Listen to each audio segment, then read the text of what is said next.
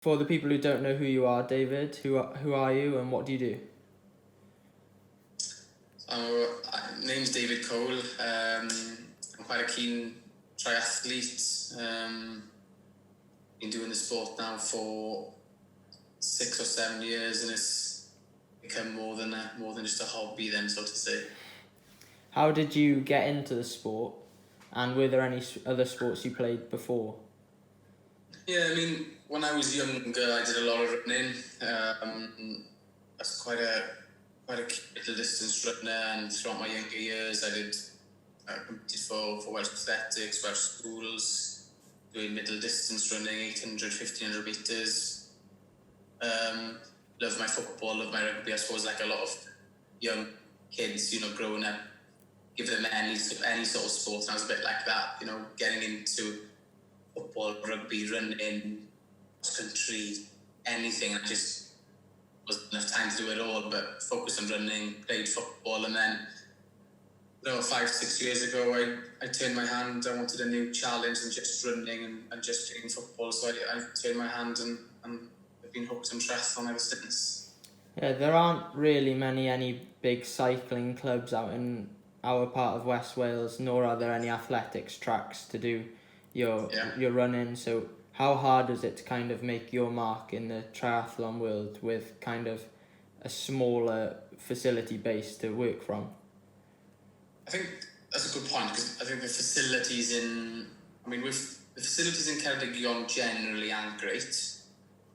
As you touched on there isn't even a running track in the county, which is, it's just really poor, considering the amount of sports and athletes that are in the area. But where we are fortunate is the routes that we've got and that I've got, that I can just get out of my door, and the cycling routes available, brilliant. I mean, the hills, you can just get out the door and you can hit the Brusellis, or you've got some fantastic routes, flats, hills. So for cycling, it's perfect. I mean, also fortunate with the sea, living so close, to the coast, that we can just go and do as much open water swimming. So that's a big help in the summer, rather than just swimming up and down the pool all year round. So we are fortunate in many ways that we've got, but we don't live in cities, so it's not hard to find great routes. They're all on our doorstep. But on the other hand,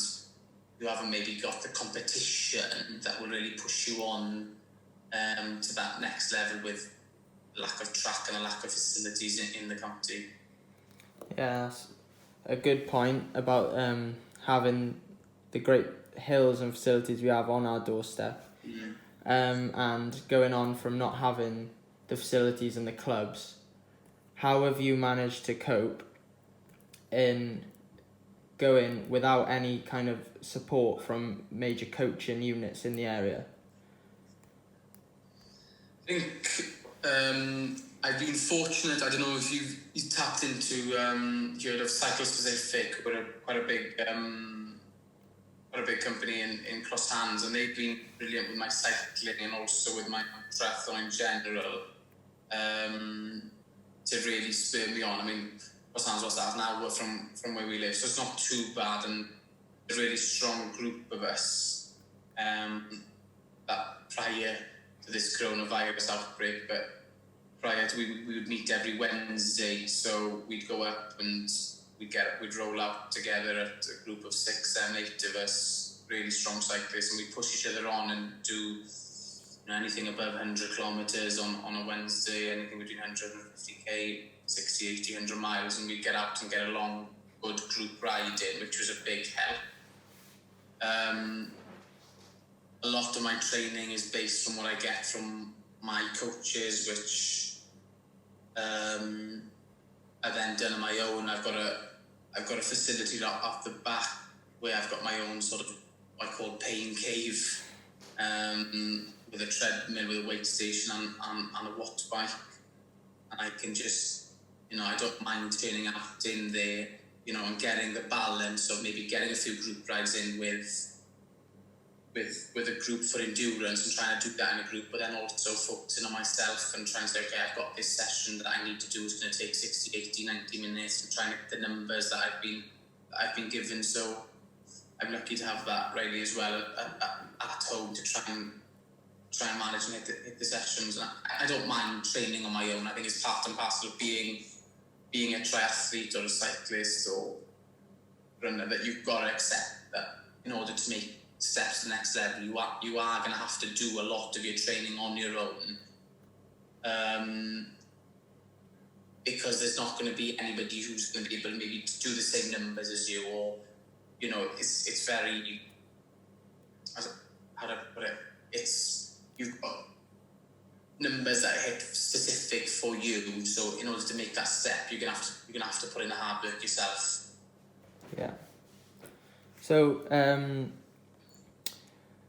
how do you manage to cope with it being a 3-discipline sport and balancing your training across all 3 disciplines, as well as managing your time in terms of your family life and work commitments? Yeah. I think it's trying to be as organised as possible. I mean, I train probably on average about 20 hours a week.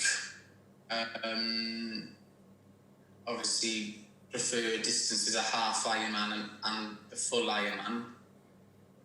So it does, there's a lot of hours that you need in order to get good at that sort of competition. I go generally swim before this. I mean, we're not swimming at the moment, but I'd swim 4 or 5 times a week, early in the morning before going to work.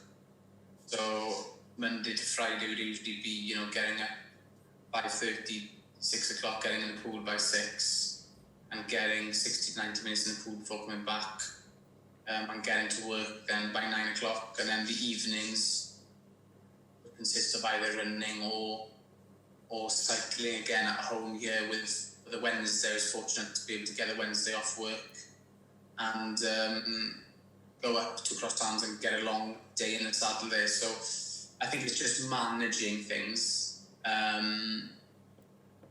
putting things down at the start of the week or the end of the weekend to say, look, this is what I need, this is my training plan for the week. Use a training platform, just Training Peaks or Exhale or whatever you use, Strava or Connect, and just try and put that plan in for the week to know, okay, I'm swimming Monday morning, I'm running Monday nights, and working 9 to 5, and then all of a sudden things come together that it's all about time management and fitting everything in and saying, okay, Wednesday I'm in Crosslands, I aim to be back by 2 o'clock, I'm going to have to send a few emails. So it's just kind of time management and keeping on top of everything and say, look, I want to be in work by 9, but I have to finish by 5 or 5:30, not let that time drift to say, okay, I've got a session need to hit this evening, I'm going to be in my pain cave by 6 o'clock, it's going to take an hour and a half, if you've got that session ready to go and plan, I think it's manageable, you can get things done, You touched upon apps like Strava, used for logging your training and things like that. Yes. I know for a fact you use it because when I go on my rides a lot slower than you do, I see your name up near the top of the segments or at the top of the segments. How much do you let apps like that dictate your training? Good question. I think there's pros and cons with using apps like that. I don't log everything on Strava. I do use it, but I don't let it dictate how I want to train. I think it's very easy to get caught. I mean, one of the negatives of Strava is that you've got a training plan to follow. And for example, my training plan for today was an hour's run on the treadmill, and this evening I've got a 90-minute watt bike session to hit. If all of a sudden you start looking at Strava and you get influenced by maybe other people, for example, what you've done or what my competition has done, all of a sudden I finish my 60-minute or an hour's morning run and I look at Strava and I think, oh, so-and-so has done a 90-minute run or he's done a 2-hour run, and all of a sudden your feeling of maybe satisfaction of doing that session has turned into a feeling of disappointment is you haven't done enough. So I think it's important to be strong enough to say, okay, this is what I'm doing and I'm happy with that session regardless of what other people do. Yeah. I think that's an important point, not to let Strava change your feelings of how you felt that training session went. But on the other hand, it's a great way of, as I say, pushing yourself for segments or keeping track of how you train and the progress that you are making. So there's pros and cons. Some people like to put everything on and almost boast the amount of training that they do, and other people like to be more hidden and do maybe a bit of secret training and not let everybody know how they train. So everybody's different. I mean, I go through stages where I put everything on Strava. I go through stages where I put some things on Strava, not to give everything away. So I go about it at the moment. Being kind of hidden away in the West Coast, do you ever use Strava as a way to kind of look at how people in other parts of the country or the world do their training? Yeah, definitely. I mean, I'm always interested and intrigued in following as much athletes that are at the top level as possible and look at how they go about their training, how often they train, how much they train, and I find it very interesting. And I like following the pros and the very best in the game and how much miles they do, how much distance. Yeah, so I love that. I love all that aspect of it. Yeah. So then, some of your main success, but perhaps has come in the duathlon form of the sport, with coming first in your category in the European Championships in 2016 for your age category. What do you make of the difference between duathlon and triathlons? And which is your favourite? I prefer the duathlons. Swimming is my least favourite out of the three disciplines. And I think the swimming's so technical. If you haven't swum a lot as a youngster, as a triathlete, I think you're really playing catch up. Because these triathletes have been swimming since the age of 5, 6, 7, and they haven't picked up any bad habits. Whereas if you're trying to get into triathlon at the age of maybe the early 20s, like I was, and you haven't swum so much as a youngster, you are playing catch up, and it's such a technical sport. It's more difficult. I love the duathlons. I love being a runner. It suits me better. And the race out in Germany in 2016 brings back great memories of winning that age group title and bringing home the gold medal from the age group duathlon championships was brilliant. And I always have a soft spot for duathlon and love doing all the duathlons at the start of each season as kind of a real sharpener before the triathlon season starts. So one duathlon you did participate in, and probably your last duathlon you participated in, was the Wildflower Duathlon in Carmarthen. Yeah. Which you won. I also competed, but I was a long way behind you. Good man. Now that we've had this layoff and you're likely not going to race again for some time, how are you finding the break, and when do you think you'll manage to be back out competing? I mean, we were quite lucky to be able to do that last race in up in the Botanic Gardens in the Wildflower. I mean, it's a good event actually. It was well organised, and I think it was one of the last events, wasn't it, before we actually went into this lockdown, and there hasn't been an event since.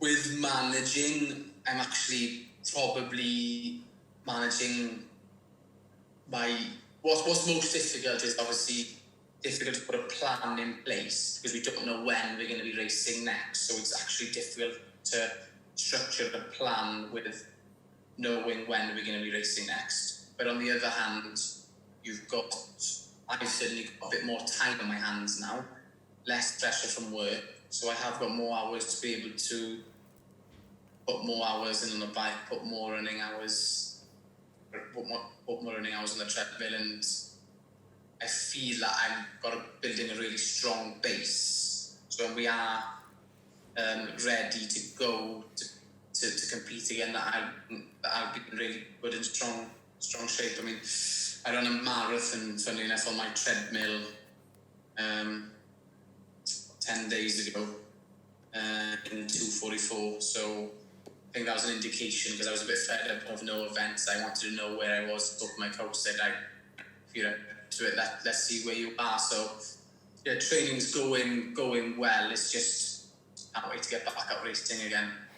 Yeah, I was going to touch on the marathon a little bit later in the interview, but now that you've mentioned it, we'll get onto it. So raising that amount of money just from your own home, how did you go about the challenge of running a marathon indoors, and what kind of spurred you to do it?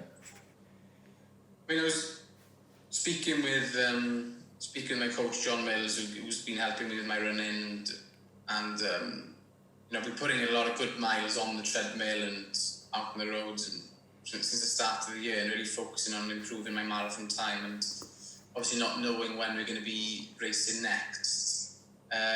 Just came up with the idea of, if you do fancy it, let's see whether you can do that, the marathon on the treadmill. So it was mentally a tough finish, because you're just running same gradient, same speed, and putting your mind over matter really, and dived into a pace and looking at going, some 250. And I was pleased with the outcome and felt quite strong throughout the whole period. I mean, the idea of fundraising didn't come to me until I put a little post up on social media saying that I was going to be running a marathon on the weekend, and some people sent some messages saying, can you put it live on Facebook, and you're going to do a bit of fundraising, because not every day you see someone wanting to run a marathon on the treadmill. So yeah, I mean, going through this period, I thought it was a good idea to try and raise money for the NHS and for the local World Art Board. So put something together on Just Giving on the Friday, and through the weekend, so just a couple of days, managed to raise £1,200, which is brilliant. And I think the feedback that I got from doing the marathon, the people that followed on Facebook Live, and people who were following the journey, I think they enjoyed it, and it was just fun, and also a bit of a challenge for myself, and raise some money at the same time. So it was good. Yeah, definitely. So another of your achievements is that you've qualified for Kona. For people who don't really know what that is, could you explain a little more? So Kona, sorry, I'm just going to plug my charger in here, just in case I lose you. That's all right, just 2 seconds. No problems. So Kona, I mean, it's been a goal of mine to get to Kona for a couple of years. I mean, it's probably the ultimate, people who don't know, it's the ultimate of what you can reach as a triathlete. You only. So you have to qualify from doing an Ironman event. So it's usually the top 3 in your age category that get the privilege of going to Hawaii in Kona and competing against the very best triathletes in the world then. So it's not easy to actually qualify, because we have to be probably the best in your age group to get there. So it's been something I've been for a couple of years. I've been missed out narrowly a couple of times, which has kind of spurred me on even more. So fingers crossed it goes ahead in October this year, but we're still waiting at the moment. But the flights are booked, accommodations are booked, and I'm still training hard, so we'll just wait to see what happens there.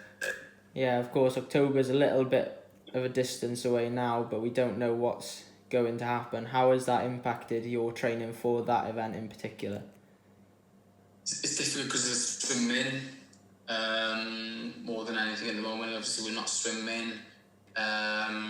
There's no races to get shot for the event, and we still don't know whether it's 100% going to go ahead at the moment. I mean, all races at the moment have been, as you probably know, have been cancelled up until June, July. time with the Ironman, and I think we just have to wait to see what happens. I think I still have to probably put it in my mindset that it's going to go ahead until I hear differently, and if it doesn't, then I'm still trying to be the best athlete that I can be moving forward. So I am training, I am negotiating. If it doesn't happen this year, then I get to go in 2021 and I'll be even fitter, stronger, and not let it disappoint me too much that it's not going to go ahead this year, because I put myself in an even better position and be even stronger for 2021. So now that you're in your early 30s and competing, a lot of Ironman athletes do go on into their 30s and compete way into their 30s. How much longer of your peak, or do you think you have left, or do you think you've hit your peak yet? Good question again. I don't feel that with the Ironman distance that I've actually reached my peak yet. I feel that it takes years to actually build up that endurance and strength to be able to be a really strong Ironman athlete. So I think it's totally different from doing sprint distances and even middle distances to where you actually need that turn of pace, and the training is far more intense, possibly injuries. But when you're actually trying to compete in Ironman, you're actually relying on real strength, endurance, with years of training, and to also, almost harden the muscles up to be able to go physically and also mentally, to be able to put yourself through the sorts of challenges and events. So if you look at past Ironman winners, they're usually all between 5 and 40. If you look at Jan Frodeno, who won the Ironman World Championships last year, I think he's 38 years old. He broke the Ironman course record. I think if you look at generally, Alistair Brownlee now is stepping up from Olympic distance to 70.3 to Ironmans. He's early 30s, he's 32, and he hasn't quite mastered the Ironman distance yet, but he feels like he's probably stepping away from the Olympic distance to try and prove himself. And he probably hasn't reached his potential in Ironman, but that wouldn't write him off for actually being, mid-30s, having actually mastered the Ironman distance. There's so much elements with Ironman. It's not just turning up. You've got to get your nutrition. You've got to get your the day, and it's it's such a long day. So many things can go wrong. So I think that's what keeps bringing people back. And you can never probably say that you've mastered an Ironman, even if it really goes well. Yeah. So touching on the fact that you've aimed for a long time to reach Kona, and you've managed to do that, providing it goes ahead and all the coronavirus clears. But seeing as you've hit your goal, what other goals remain for your triathlon career? I think obviously Kona was a massive goal, to go and participate there and just get the experience first time. But I'd like to go back again. I wouldn't say I'll just go to Kona and just finish it. And I've got goals within myself that I think I'd like to race pro for a couple of years. It's not going to be straightforward. You have to come as a qualification and a criteria to be able to reach. But I think that is a target of mine, to be able to say, okay, I've raced pro. I'm at the top of the age group levels now. The next progression would be to say, okay, I'm going to race professional level next. So that is a target, whether I get there or not. But it's something I like to say, okay, I have raced professionally for a couple of years, and to be able to say that, I think would be something I would be proud of in any case. So a thing that always comes along with Ironmans and competing at high level without being a professional is expenses and costs. How tough is it to cope with that and keep up with all the expenses that you need to shell out? Yeah, as you know, with competing yourself, with triathlon, you always need something new. You need a new bike, or you need a new helmet, or you need new running shoes. It is an expensive sport to keep on top of the game. where you always looked at making small marginal gains, like I am now, and you want to get maybe a bike fit, and you're looking to be as aerodynamic as possible, and you're looking at nutrition, and there's always something to try and give you that little bit extra, which the top guys are always, which we're always trying to do. I'm fortunate that I've had a lot of local support as well as other brands that are getting on board, especially now that I've qualified for Kona. More people kind of sit up and take note, and they want their brands advertised in Kona. Zone 3, Precision Hydration, they've all been great in their support with their hydration and it to me. I've got a lot of brilliant local companies that I've been fortunate with growing my weight, and who have been brilliant in their support with their help in funding me to get to all these various events. So I think it's not easy to get sponsorship, and that's not the reason we're in it, but obviously it helps massively to go and be able to participate in these events and to travel. So you spoke of the troubles financially and kind of receiving help there. What have been the main struggles or difficulties while in your triathlon career, like injuries? I think the older that I've got, the better I've been able to manage and come to know my own body with injuries. I think that's probably the greatest difficulty with athletes. Generally do too much. As youngsters, they want to do everything hard, so they've got to do every session, and they've got to do every session 100 mile an hour, and they don't have enough maybe easy days, but then they build up and their body can't take it, and then eventually they break down. Whereas I've learned now to say, okay, my body can take 18, 20, 22 hours of training a week with a swim, bike and run, but not all of that has to be at a hard tempo. Probably 20% of my 25% of my training is done at a high intensity, where it's maximum efforts or zone 4, zone 5 stuff, whereas the other 70 to 80% of stuff is done at a zone 2 heart rate or power, where you are training, you're building up that endurance level, you're minimizing the risk of injury. So that's, you're doing more strength work, you're doing more core strength work, so not just doing every run out on the road at tempo, whereas you're building up so much potential injury, which then you're going to break down. You're going to spend 2, 3, 4 weeks after the game, which isn't doing anything for your ability to be able to improve. So I think that's the biggest thing I've learned, is to kind of not do everything difficult and to manage that better. And I think the older you get, the more you say, okay, I don't have to do everything at tempo, and then you find a balance where you do your hard and they come through well, but then the rest of the time you just make sure you are training and taking things over